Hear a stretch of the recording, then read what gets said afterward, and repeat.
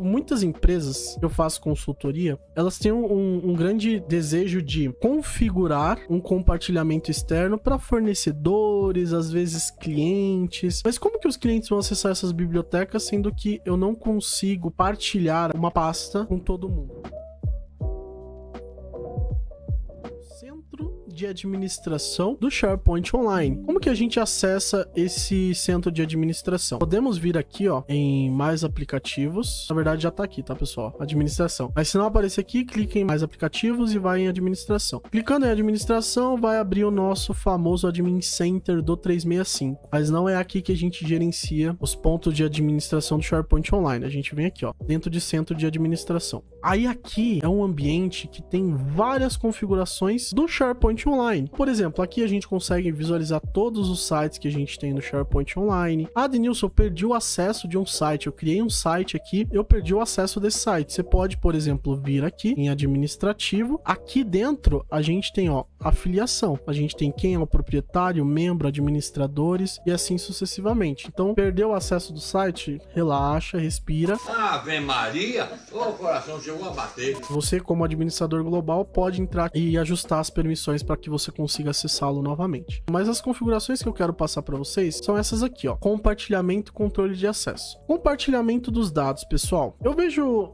muitas empresas que eu faço consultoria, elas têm um grande desejo de configurar um compartilhamento externo para fornecedores, às vezes clientes. Então, por exemplo, eu tenho uma biblioteca de documentos. Vamos supor que a equipe comercial tem uma biblioteca de documentos chamada lista de preços. Essa biblioteca de documentos aqui, quem tem que ter acesso a ela são os clientes. Mas como que os clientes vão acessar essas bibliotecas, sendo que eu não consigo, por exemplo, partilhar aqui, ó, uma pasta com todo mundo? Na verdade, vai dar agora, porque eu deixei essa opção aqui. Mas na maioria dos casos, não aparece a opção. Vamos ver se vai funcionar. Não, a gente vai ter que ir lá no site mesmo. Muitos clientes querem isso. Olha, Denilson, eu tenho aqui uma pasta que é lista de preço. Eu preciso compartilhar com os meus clientes. Eles precisam pegar uma planilha que tem dentro dessa pasta aqui. Eu não quero criar uma conta para cada cliente, convidar ele para o meu site, porque não são informações confidenciais que tem aqui dentro dessa pasta aqui. Isso aqui é público e é para o pessoal comprar. Lista de preço. O cliente, ele faz o seguinte, ele olha aqui o compartilhamento externo, tem aqui, ó, o conteúdo pode ser compartilhado com qualquer pessoa, convidados novos e existentes, convidados existentes e somente pessoas da sua organização. Geralmente, esse nível de permissão, por padrão, ele fica aqui. Mas aí você pode aumentar esse nível de permissão aqui. Ah, Denilson, mas vai afetar todos os sites da minha organização? Não, não vai. Com o nível de compartilhamento da organização como um todo, ainda assim não vai afetar diretamente o site da sua organização. Porque vocês viram que eu entrei aqui e já estava como qualquer pessoa pode compartilhar um arquivo ou uma pasta utilizando links que não exigem entrada. Só que quando eu fui tentar fazer aqui, eu não consegui. E por que que eu não consegui? Ah, e aí eu vou mostrar para vocês o macete da coisa agora. Dentro de sites, eu vou aqui no nosso site comercial. E olha só, aqui dentro de site comercial, ele tem o seu próprio nível de compartilhamento. E por padrão ele vem como convidados novos e existentes. A gente pode mudar isso aqui, ó, para qualquer pessoa e a gente pode salvar. A ideia é que tem um período de propagação para que isso funcione, mas vamos ver se já vai funcionar aqui. Mas a ideia é que agora, dentro somente deste site comercial de Nilson Mares e não nos outros sites, os colaboradores, os usuários consigam compartilhar pasta, um arquivo, utilizando um link que não necessite ali de um login. Então a gente pode vir aqui, vamos ver, tem um período de propagação para que isso ocorra. Mas olha só, já propagou aqui. Compartilhar com qualquer pessoa e não requer entrada, não requer login. Então a gente pode aplicar e copiar o link, por exemplo. Se eu vir no navegador anônimo e copiar este link aqui, eu consigo acessar a biblioteca de documentos. Por que que eu tô mostrando isso para você? Porque isso é uma coisa que as pessoas pedem muito. Ah, mas Denilson, você falou que aqui na live você tá falando de proteção dos dados, mas você tá ensinando como compartilhar um arquivo com um link público. Vamos lá, esse link aqui, ele não tem meta tag. Isso significa que se você pesquisar no Google, você não encontra esse link. Só vai acessar essa pasta aqui quem tem o link de fato. O ideal de você fazer isso, e caso algum cliente solicite, é que você crie um site apartado do que tem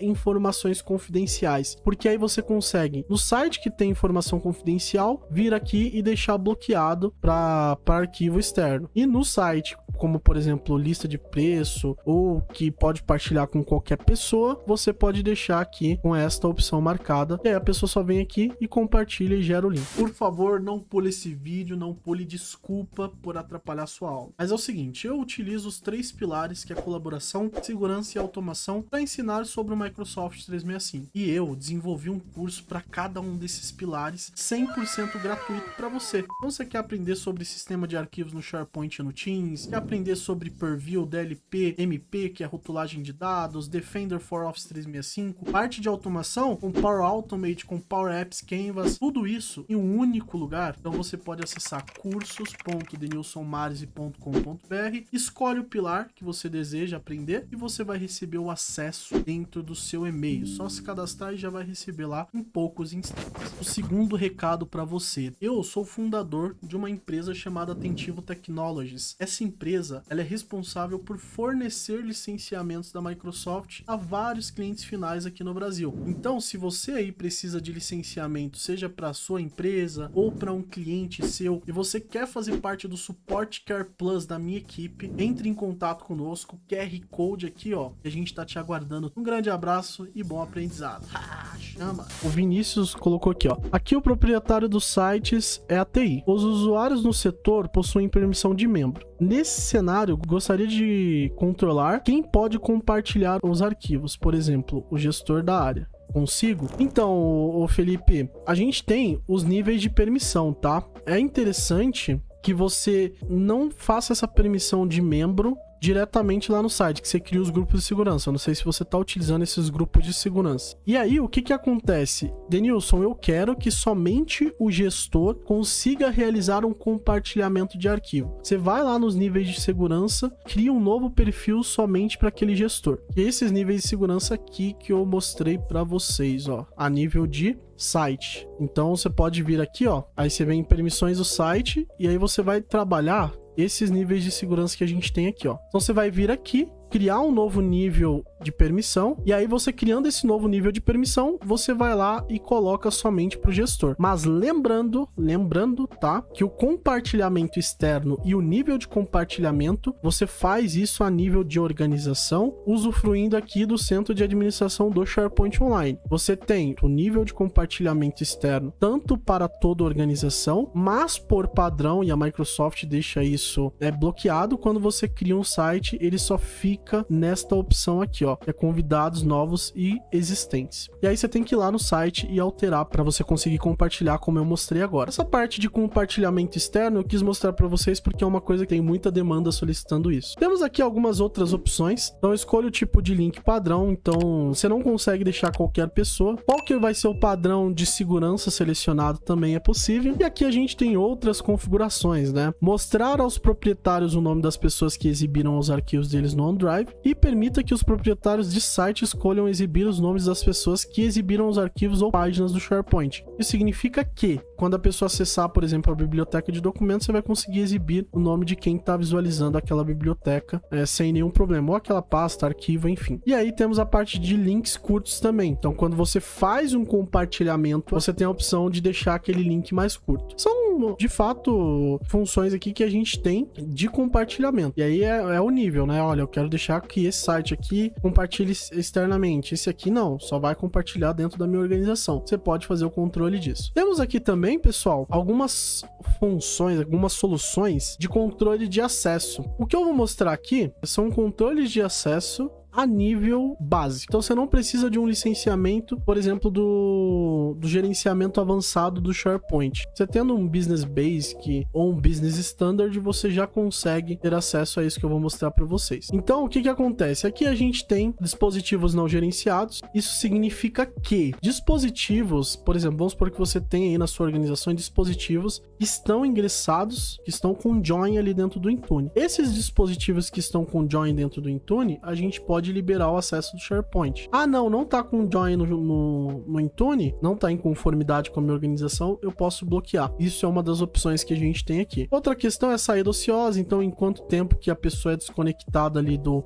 SharePoint Online, se ela tiver em algum determinado site, a gente consegue colocar aqui também. Local de rede específico, pessoal. Esse local de rede específico é muito bom para quem trabalha com algum tipo de firewall que utiliza VPN client to site. Então vamos supor que dentro da sua organização aí, você tem vários colaboradores que estão de home office e esses colaboradores, eles acessam uma VPN para sair por meio da sua internet. E a sua internet, ela tem um IP de um WAN fixo. A operadora forneceu esse IP para vocês. Então você pode colocar esse IP aqui. Se alguém tentar acessar o SharePoint de fora desse IP específico, aí não consegue acessar. Isso aqui é uma coisa muito boa para você garantir que as pessoas acessem o SharePoint somente quando estão dentro da rede da sua empresa, dentro do seu controle. A nuvem, ela trouxe muitas facilidades, muitas coisas boas, mas ela também trouxe algumas coisas ruins. Então, muita gente fala, a nuvem é mobilidade, segurança e escalabilidade. E é verdade, a nuvem tem isso. Só que é o seguinte, a mobilidade, até um certo ponto, ela pode virar um perigo para dentro da sua organização. Porque vamos pensar que antigamente, os colaboradores da sua empresa, eles ficavam sempre na rede local. Então, o ponto foco de ataque era a sua rede local. Hoje em dia, não. O ponto foco de ataque é a identidade do usuário da sua organização. Então, trouxe essa questão de deixar inseguros os usuários da sua organização e depender também muito dos usuários, né? Porque você pode fazer vários tipos de bloqueio, mas às vezes o usuário não sabe onde clica, não sabe onde tá, por mais que você restrinja tudo aí pelo departamento de TI. Então, a Microsoft, visando isso e visando que hoje o perímetro de ataque principal é a identidade do usuário, ela traz essa função aqui para deixar com que as pessoas só acessem o SharePoint por meio da rede local da sua organização. Temos aqui aplicativos que não usam autenticação moderna, como por exemplo, autenticação moderna é IMAP, POP, SMTP. Mas Enilson, o que isso tem a ver com o SharePoint Online? Você pode muitas das vezes utilizar algum determinado aplicativo para se autenticar ao SharePoint Online, para captar algum tipo de informação, algum aplicativo móvel, etc. E se esses aplicativos não utilizam, como por exemplo a AUF 2.0, você pode bloquear o acesso. Para quem não sabe, o AUF 2.0 é um meio de autenticação que se baseia em tokens de acesso, e esse meio de autenticação ele dá suporte ao MFA. Diferente, por exemplo, do POP, IMAP e SMTP, que não dá suporte ao MFA e deixa as contas, as identidades da sua organização inseguras. Então, para vocês aí, é muito importante. Bom, temos a restrição de acesso a nível de site, isso aqui é bem tranquilo, e restrição de acesso do OneDrive, que é a mesma coisa que o anterior. Então, vamos supor, pessoal, você quer restringir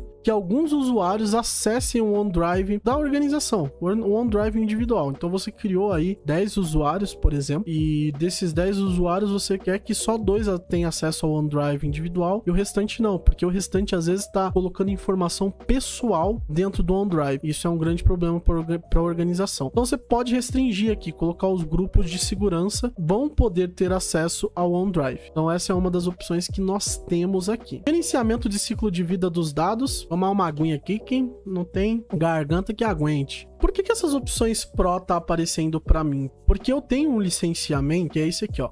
SharePoint Advanced Management Plan 1. Isso significa que eu tenho o gerenciamento avançado do SharePoint Online. Então aparece para mim o gerenciamento de ciclo de vida desses dados aqui, né, do site. No de vocês não vai aparecer, tá? Por exemplo, essa opção aqui não vai aparecer para você. Para mim tá aparecendo. Mas como tá aqui, eu vou dar um breve overview. O gerenciamento de ciclo de vida do site nada mais do que uma política que vai reter aquele site por um determinado tempo que você colocar. Muitas empresas, e eu pego muito isso em faculdade, eu pego muito isso também em empresas da área da saúde, que elas precisam reter o dado, a informação por 5, 10 anos. Faculdade, se eu não me engano, é 20 anos. Certificado de aluno que se formou, por exemplo, tem que ficar acho que 20, 30 anos lá, alguma coisa assim. Então é muito tempo. E como que faz para manter esse certificado lá por tanto tempo assim, digitalmente falando? A gente precisa criar um gerenciamento de ciclo de vida desse dado. A gente cria uma política que fala, olha, esse dado, por mais que ele seja excluído, por exemplo, do SharePoint Online, por mais que ele seja excluído do Teams, do Outlook, ainda assim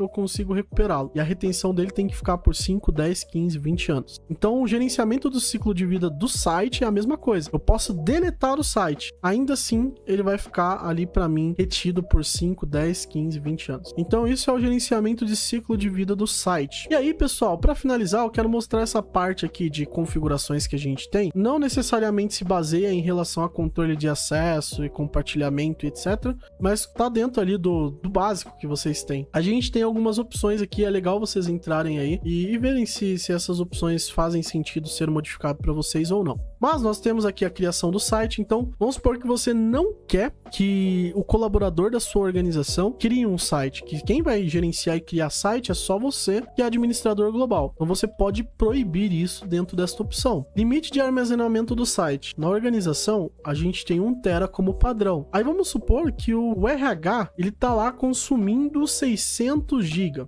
Pô, mas só o RH? Não é justo. Se eu tenho 10 departamentos da minha empresa, então eu quero que 100 GB seja para cada departamento. Então você pode definir aqui como manual e quando você cria o site, você coloca lá o limite de armazenamento daquele site. Temos aqui limite de histórico de versão. Por exemplo, a gente pode deixar uma retenção sobre os históricos de versão que a gente tem ali dos arquivos do nosso site. Então, quando você cria uma planilha e você edita alguma informação dentro dessa planilha, significa que ele criou um ponto de histórico de retenção. Então, eu já peguei alguns casos que esse histórico de retenção salvou a vida ali do departamento, porque tinha uma planilha gigantesca no financeiro, aí a moça, ou a estagiária, enfim, foi lá nessa planilha e apagou dados pela manhã. Aí a gestora percebeu isso à tarde. E ela ligou desesperada e falou, ai meu Deus, perdemos dados aqui, temos que recuperar. A gente abriu o histórico de versão lá e recuperou no ponto anterior que aquela estagiária editou. Então aqui a gente tem como colocar, por exemplo, o número de versões, e a partir desse número aqui vai começar a deletar esses históricos de versão. Então você vai ter 500 pontos de versionamento de um conteúdo para aí sim começar a deletar esses números de versão. Meu, é muita coisa, tá, gente? É muita coisa mesmo. Isso aqui salva muito a vida de técnico de TI. Salva demais a vida de vocês, tá? E aí, o que acontece? Olha só, temos aqui notificações também. Ok? Páginas, então permitir que os usuários criem páginas e entre outras coisas. Isso aqui é muito legal e eu gosto sempre de deixar bloqueado, tá, pessoal? Eu sei que é meio tenso assim, mas assim, e somente o proprietário daquele site pode criar uma página, pode criar uma biblioteca, pode criar um site, porque aí é mais controlado. Porque se você deixar isso liberado para os colaboradores, eles vão querer mexer. E aí eles vão começar a criar ali como teste, entendeu? Então começa a poluir a base de vocês. Temos aqui a parte de sites iniciais, que é o nosso antigo site doméstico. Significa que quando eu pego somente esse link aqui, ó, marzitech.sharepoint.com, isso significa que este site, ele é um site doméstico. Ele é um site principal da minha organização para este link. No passado, nós realizávamos a alteração do site inicial por aqui. Só que aí entrou o nosso famoso Viva Connections. Então, essa mudança de site inicial a gente não faz mais por aqui e sim pelo Viva Connections, beleza? Tem um vídeo, inclusive, que eu mostro como a gente faz essa atualização aqui no canal. É bem legal. E aí temos aqui no OneDrive. O OneDrive tem limite de armazenamento, que é a mesma coisa do SharePoint, notificação, retenção. Então, por exemplo, dias para manter o OneDrive de um usuário excluído. Se você deleta um usuário hoje, quantos dias que aquele OneDrive daquele usuário vai ficar retido para você conseguir recuperar? Você pode alterar essa opção aqui. Isso aqui é muito importante, viu? E às vezes sai o colaborador, aí o TI vai lá, deleta e depois de 3 meses o RH ou alguém do departamento dele vem e fala, olha, tem uma coisa lá no OneDrive do fulano de tal que saiu que eu preciso recuperar. Então a gente consegue criar esse ponto de retenção aqui. E a gente tem aqui também a opção de sincronizar. Sincronizar o quê? Olha, eu posso permitir se o usuário vai poder sincronizar um site do OneDrive ou um site do SharePoint, e a gente tem essa opção aqui, não quero. Beleza, então só tira o botão dali, não tem problema. Então isso é uma uma das opções e das grandes configurações que a gente tem dentro do SharePoint Online, aqui do centro de administração, a nível básico, beleza? Então, eu acho que deu para ter um overview legal aí sobre a parte de controle de acesso das bibliotecas, tanto a nível de site quanto a nível de biblioteca de documento, configurações de política de